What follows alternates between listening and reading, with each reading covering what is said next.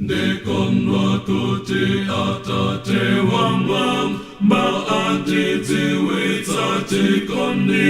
chanu kendi mawerenga mutenga wabwino kuti Ambuye akonda ana ndikonwa kuti Yesu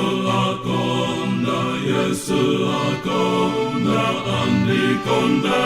bendikonwa kuti Yesu akonda amandikonda be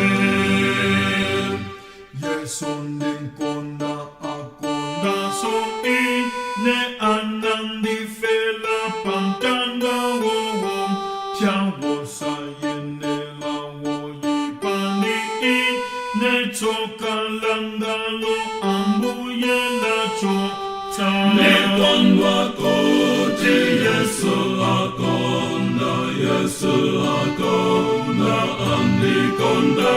bendikonwa kuti Yesu akonda amandikonda be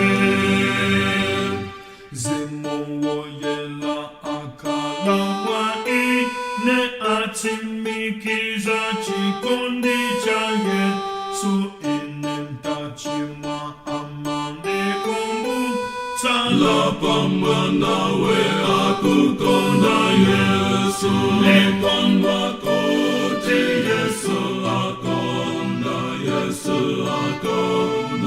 andikonda